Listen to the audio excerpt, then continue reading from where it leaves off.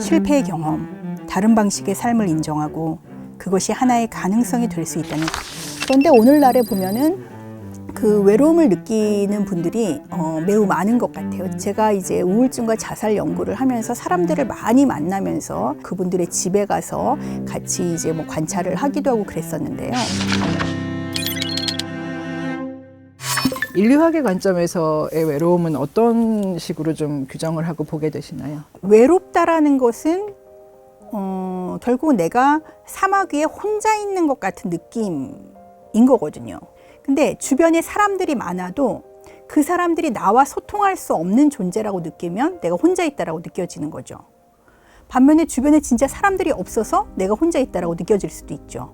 그러니까 그것은 외로움이란 감정은 저는 그래도 사회적 관계랑 어쨌든 관련이 있는 것 같아요. 어떤 방식으로든. 내가 그렇게 혼자 있는 그 느낌을 가지고 싶지 않은데 혼자 있는 느낌을 갖게 되는 그 감정의 상태를 저는 외로움이라고 봤습니다. 오늘날에 보면은 그 외로움을 느끼는 분들이 매우 많은 것 같아요. 우울증과 자살 연구를 하면서 그분들의 집에 가서 같이 이제 뭐 관찰을 하기도 하고 그랬었는데요.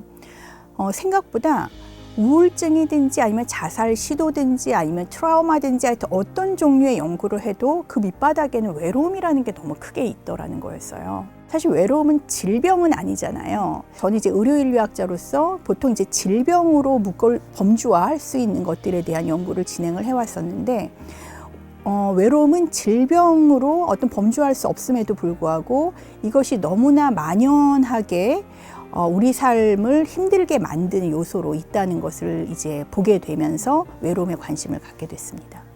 그 여러분들을 만나서 인터뷰를 하면서 결과적으로 제가 얻었었던 수학이라고 하면 외로움의 감정이라는 것이 우리가 색깔로 말하자면 총천연색 굉장히 다양한 색깔이라는 거예요.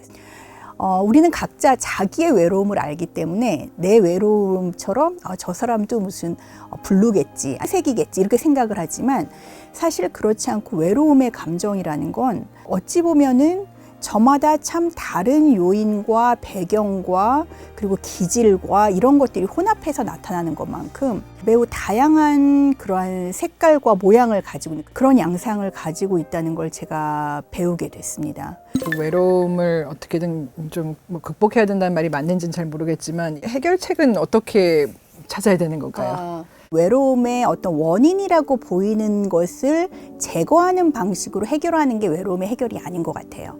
제가 볼 때는 오히려 외로움의 문제를 해결하는 것은 누가 주변에 지지하느냐, 지지할 수 있는 집단이 있느냐 없느냐로 달려진다는 거죠. 그것의 원인이 제거되지 않는다고 하더라도 그것을 같이 나눌 수 있는 혹은 그러한 문제를 가지고 있는 나를 여전히 굉장히 환대해주고 따뜻하게 품어주는 그런 사람들이 옆에 있고 같이 이야기를 나눌 수 있다면 그 문제가 저절로 녹아 없어지듯이 해결되는 경우도 많이 있더라는 거예요. 국가라는 것에 아니면 가족주의라는 것 그런 것에 갇혀져 있었다면 이제 개인이라는 게 중요하게 됐다는 점은 저는 큰 진보고 변화라고 생각을 합니다. 그런데 이 개인들이 이제는 갈 곳이 없어진 거예요. 분절화되어 있고 파편화되어 있고 그리고 각자 도생으로 이거 어떻게 해야 되지? 이랬는데 이게 아니라 이제 어떻게 남들과 만나서 환대의 관계를 만들어 갈까 이거를 고민할 시기가 진짜 이 시대의 과제라고 생각을 해요. 우리가 낯선 사람을 만나서 환대를 할 때 나 너의 외로움을 공감할 수 있어 이러기는 사실 좀 힘들다는 거죠. 제가 생각할 때는 외로움을 이해해야 된다라기보다는 타인의 존재 자체를 우리가 소중하게 생각하고 그 존재가 나를 존재하게 하는 굉장히 중요한 어떤 근거다. 그러니까 내가 저 사람이 없으면 나도 존재할 수 없는 거라는 생각을 우리가 이제 가져야 된다는 거죠. 아주 단순하게 말하면 가족을 남과 같이 남을 가족과 같이 저희가 좀 해야 될 것 같아요. 그동안 한국 사회는 급성장을 해오면서 사실 그 동력이 됐었던 것은 사실 가족 이기주의의 힘이 컸다라고 봅니다. 좋게 말하면 어떤 가족이 똘똘 뭉치고 이 한 나라도 가족처럼 우리가 똘똘 뭉쳐서 어떤 위기든지 극복해가는 그러한 가족주의적인 생각이 힘이 되었었던 것도 사실이긴 하지만 그럼에도 불구하고 가족을 단위로 다른 가족들을 어떤 경쟁 상대나 적어도 그보다 못하지 않아야 된다는 생각이 우리를 가족 중심적인 인간으로 만들어 왔거든요. 그런데 오늘날 젊은 친구들은 가족이 그렇게 또 막 따뜻한 곳이라고만 느끼지 않아요. 가족이 그렇다고 해서 어떤 기반이 되지도 않고, 그렇다고 해서 가족 밖에 나가면 이건 남이고, 그러니까 갈 곳도 없고 의지할 곳도 없는 그러한 상태가 되는 것 같은데요.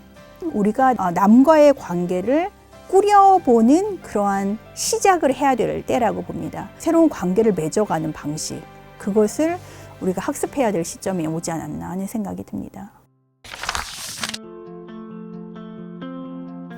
한국 사회에는 좀 더 다양한 삶의 가치가 등장해야 하고 그에 대한 관용의 문화가 필요하다. 실패의 경험, 다른 방식의 삶을 인정하고 그것이 하나의 가능성이 될 수 있다는 사회적 분위기가 필요하다. 제도적으로는 생애 단계마다 실패를 경험한 사람들을 지지할 수 있는 장치에 대해 고민할 필요가 있다.